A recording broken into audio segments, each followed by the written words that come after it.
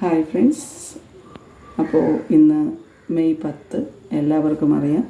ഇന്ന് mothers day ആണെന്ന് എല്ലാവർക്കും അറിയാം. അപ്പോൾ ലോകത്തിൻ്റെ പല ഭാഗങ്ങളിലുള്ള എല്ലാ മദേഴ്സിനും ഹാപ്പി മദേഴ്സ് ഡേ ആശംസിക്കുകയാണ്. അപ്പോൾ ഞാൻ കരുതി ഇന്ന് ഇതിൻ്റെ ഒരു വീഡിയോ ഇടാം എന്ന്. കാരണം എന്നെ സംബന്ധിച്ച് ഇത് വളരെ ഇമ്പോർട്ടൻ്റ് ആയിട്ടുള്ളൊരു ഡേ ആണ്. കാരണം ഞാനും ഒരു അമ്മയാണ്. അപ്പോൾ എനിക്ക് പറയാനും കുറച്ച് കാര്യങ്ങളുണ്ട്. അത് നിങ്ങളുമായി ഷെയർ ചെയ്യണമെന്ന് തോന്നി കേട്ടോ.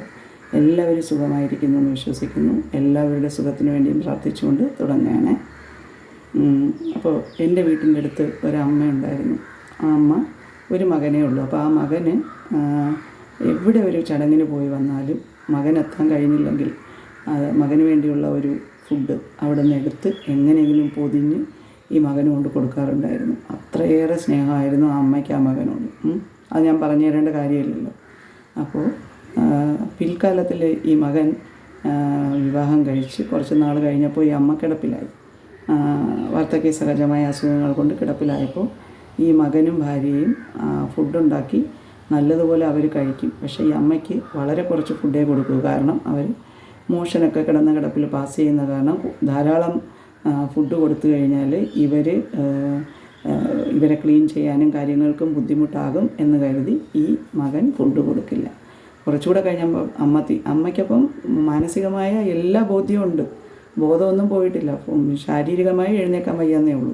അപ്പോൾ അവരുടെ മനസ്സ് ഓരോ ദിവസവും എത്രത്തോളം വേദനിച്ച് കാണും എന്നുള്ളത് നമുക്ക് ചിന്തിക്കാവുന്നതേ ഉള്ളൂ. പിന്നെ കുളിപ്പിക്കുന്ന പരിപാടിയേ ഇല്ല.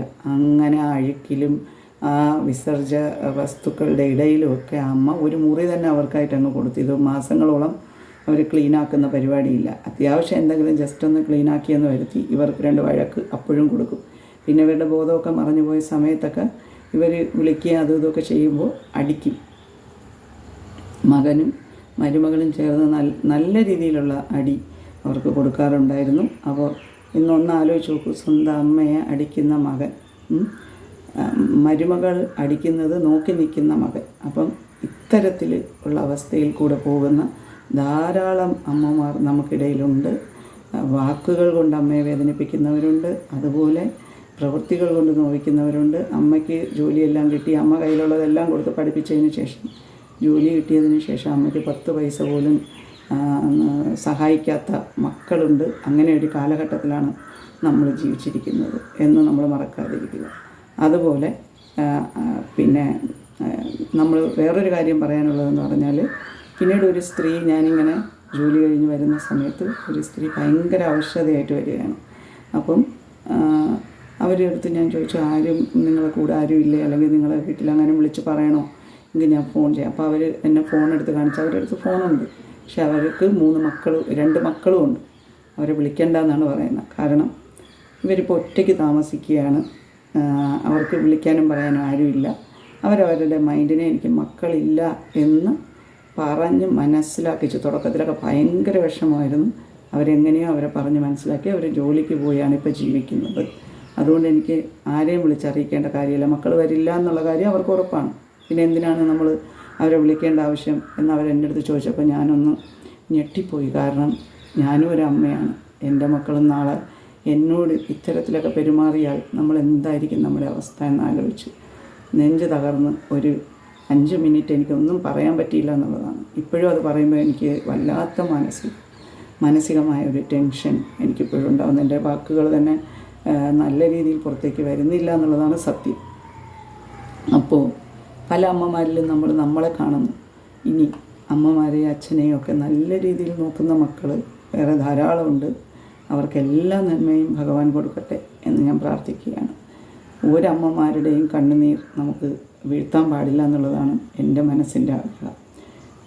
എന്നെ ഒരാൾ, എൻ്റെ മകനായാലും മകളായാലും ഒരു ചെറിയ വാക്കുകൊണ്ട് പറയുമ്പോൾ തന്നെ ഞാൻ വല്ലാതെ നൊന്തു പോകാറുണ്ട്. അപ്പോൾ ഇത് പലർക്കും റിലേറ്റബിൾ ആയിരിക്കും എന്ന് ഞാൻ വിചാരിക്കുകയാണ്. എൻ്റെ മക്കൾ എന്നെ അങ്ങനെ പറയുന്നു എന്നല്ല ഞാൻ പറഞ്ഞത്. എന്നാൽ അവർ ചിലപ്പോഴെങ്കിലും അവരുടേതായ ഒരു ലെവൽ ഓഫ് ടോക്കിങ്ങിൽ അവർ ചിലപ്പോൾ പറയും.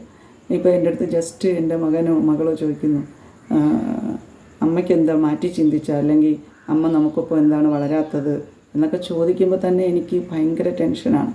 മനസ്സിലായില്ലേ? അപ്പോൾ നാളെ അവർ മറ്റെന്താണ് ചോദിക്കാനിരിക്കുന്നത് എന്നുള്ളത് എനിക്കിപ്പോൾ വാക്കുകൊണ്ട് പറയാൻ പറ്റില്ല. ഇനി ഞാൻ കൂടുതൽ അതിലേക്ക് പോകുന്നില്ല. അപ്പോൾ എല്ലാ അമ്മമാരുടെ അടുത്തും എനിക്ക് പറയാനുള്ളത്, നിങ്ങൾക്ക് വേണ്ടി ഒരു സമ്പാദ്യം മാറ്റി വെക്കണം എന്നുള്ളതാണ്. മക്കളെ മാത്രം ഡിപ്പെൻഡ് ചെയ്ത് നമുക്ക് ജീവിക്കാൻ കഴിയുമെന്നുള്ള ചിന്ത നിങ്ങൾ മനസ്സിൽ നിന്ന് പാടെ ഒഴിവാക്കുക. എല്ലാ മക്കൾക്ക് കൊടുക്കുക എന്നുള്ള ചിന്ത തന്നെ നിങ്ങൾ ഉപേക്ഷിക്കുക. അവർക്ക് ആവശ്യത്തിനുള്ള വിദ്യാഭ്യാസം കൊടുക്കുക. അവരുടെ വിവാഹ കാര്യങ്ങളൊക്കെ കഴിഞ്ഞു കഴിഞ്ഞാൽ നമ്മൾ നമ്മുടേതായ ഒരു ജീവിതം ജീവിക്കാൻ വേണ്ടി പ്രാപ്തരായിരിക്കണം. എന്നാൽ മാത്രമേ നമുക്ക് ഒരു 50% വരെയെങ്കിലും കഴിഞ്ഞു പോകാൻ കഴിയുകയുള്ളൂ. പിന്നെ മക്കൾ നല്ല രീതിയിൽ നമ്മളെ നോക്കാൻ വേണ്ടി നമുക്ക് പ്രാർത്ഥിക്കാം. അതിൽ കൂടുതലൊന്നും നമുക്ക് ചെയ്യാൻ പറ്റില്ല എന്നുള്ളതാണ് യാഥാർത്ഥ്യം. ഓക്കെ, അപ്പോൾ എല്ലാവർക്കും ഇനി നന്നായി അച്ഛനും അമ്മയും നോക്കുന്ന നല്ല മക്കളും നമുക്കിടയിലുണ്ട്. അപ്പോൾ ഓരോ മക്കൾക്കും അച്ഛനും അമ്മയെ വേദനിപ്പിക്കാതിരിക്കാൻ കഴിയട്ടെ എന്നാണ് ഞാനിപ്പോൾ പ്രാർത്ഥിക്കുന്നത്. അപ്പോൾ കുറേ അനുഭവങ്ങൾ പറയാനുണ്ട്, വീഡിയോ ലെങ്തി ആയി പോകും. അപ്പോൾ റോബർട്ട് ബ്രൗണിങ് എന്ന് പറയുന്ന ഇംഗ്ലീഷ് സാഹിത്യകാരനും കവിയൊക്കെ പറഞ്ഞിരിക്കുന്ന ഒരു വാക്കുണ്ട്, നമ്മുടെ സ്നേഹം തുടങ്ങുന്നതും അതുപോലെ സ്നേഹം അവസാനിക്കുന്നതും മാതൃത്വം എന്ന പദത്തിലാണ് എന്ന് പറയുന്നു. അതായത് love begins and ends there in motherhood എന്നാണ് റോബർട്ട് ബ്രൗണിങ് പറയുന്നത്. അമ്മയുണ്ടെങ്കിൽ എല്ലാം ഉണ്ട് എന്നാണ് നമ്മൾ വിചാരിക്കുന്നത്. 2020 എനിക്ക് എൻ്റെ അമ്മയെ നഷ്ടപ്പെട്ടു. പിന്നെ ഇപ്പോൾ അച്ഛൻ ഞങ്ങളോടൊപ്പം ഉണ്ട്. അച്ഛന് എന്താവശ്യം പറഞ്ഞാലും എന്നാൽ കഴിയുന്ന ആവശ്യങ്ങൾ അത് മാത്രമേ അച്ഛൻ പറയാറുള്ളൂ, ഫുഡ് അങ്ങനെയുള്ള കാര്യങ്ങൾ. അപ്പോൾ എന്ത് ഫുഡ് പറഞ്ഞാലും ഞാനത് അപ്പം തന്നെ അച്ഛനത് ചെയ്തു കൊടുക്കാൻ വേണ്ടി ശ്രദ്ധിക്കാറുണ്ട്. അതുപോലെ മെഡിസിൻസ് എന്താണെന്ന് വെച്ചാൽ അത് സമയത്ത് കൊണ്ടുപോകാറുണ്ട്. എന്നാൽ കഴിയുന്ന രീതിയിൽ അച്ഛനെ നീറ്റായി നഖമെല്ലാം വെട്ടി അങ്ങനെയൊക്കെ നമ്മൾ കെയർ ചെയ്യുന്നുണ്ട്. എൻ്റെ മോനും എൻ്റെ അച്ഛനെ നന്നായിട്ട് കെയർ ചെയ്യാറുണ്ട്. ഇപ്പം ഞാൻ പറയുന്നതൊക്കെ അവൻ കേൾക്കുന്നുണ്ട്. അപ്പോൾ നമ്മുടെ അച്ഛനെ നോക്കുന്നത് മറ്റുള്ളവരോട് പറയേണ്ട ആവശ്യമില്ല. പക്ഷേ നമ്മൾ ചെയ്യുന്ന കർമ്മം ദൈവത്തിൻ്റെ മുന്നിൽ ആര് കണ്ടില്ലെങ്കിലും ദൈവം കാണും നമ്മൾ നമ്മുടെ അച്ഛനെ അമ്മയും നോക്കുന്നുണ്ടോ എന്നുള്ളത്. അപ്പോൾ അതിവിടെ ഞാൻ പറഞ്ഞു എന്ന് മാത്രമേ ഉള്ളൂ. അപ്പോൾ അച്ഛനും കൂടെ പോയി കഴിഞ്ഞാൽ പിന്നെ എനിക്കും ആരുമില്ലാത്ത മക്കളുണ്ടെങ്കിലും അവരൊക്കെ ചിറകുകൾ വിടർത്തി പറന്നു പോകുമ്പോൾ നമ്മൾ ഒറ്റയ്ക്കായി പോകും. അപ്പോൾ അങ്ങനത്തെ പിന്നെ സ്കൂൾ ജീവിതവുമായി ബന്ധപ്പെട്ടുള്ള ഒരു ജീവിതമായതുകൊണ്ട് ധാരാളം കുട്ടികളെയൊക്കെ കാണാനും അതുപോലെ സംസാരിക്കാനും അങ്ങനെ നമ്മുടെ സമയം പോകുന്നത് നമുക്കറിയാൻ കഴിയില്ല. ഇപ്പോൾ യൂട്യൂബിൽ വന്നപ്പോൾ അതൊരു സന്തോഷമാണ്. നിങ്ങൾ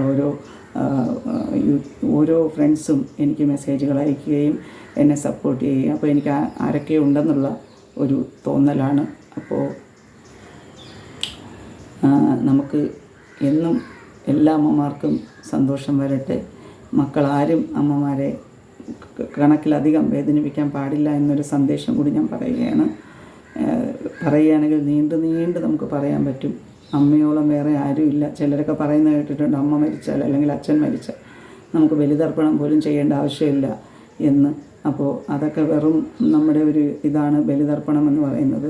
നമ്മൾ ജീവിച്ചിരിക്കുന്ന കാലത്തോളം നമ്മൾ നമ്മുടെ മാതാപിതാക്കൾക്ക് ചെയ്യേണ്ടതാണ് എന്നാണ് എനിക്ക് തോന്നിയിട്ടുള്ളത്. കാരണം നമ്മളുടെ മുൻഗാമി എന്ന് പറയുന്നത് നമ്മുടെ അമ്മയച്ഛനുമാണ് നമ്മളെ ഈ ഭൂമിയിലേക്ക് നമുക്ക് വരാനുള്ള ഒരു കാരണം. അപ്പോൾ അവരെ നമ്മൾ ദൈവത്തിനെ പോലെ കണ്ട് നമ്മൾ മരിക്കുന്നിടത്തോളം അവരുടെ ഓർമ്മകളും അവരുടെ രക്തവും അവരുടെ മജ്ജയും മാംസവും ഒക്കെയാണ് നമ്മുടെ സിരകളിൽ ഓടുന്നത്. അവരുടെ കൂടി രക്തമാണ് എന്നുള്ള കാര്യം നമ്മൾ മറക്കാതിരിക്കുക. പേരൻസ് ഉള്ളവർ അവരെ കഴിവിൻ്റെ പരമാവധി സംരക്ഷിക്കുക, അവരെ വേദനിപ്പിക്കാതിരിക്കുക. ഇത്രയൊക്കെയാണ് എനിക്ക് ഈ മദേഴ്സ് ഡേയിൽ പറയാനുള്ളത്.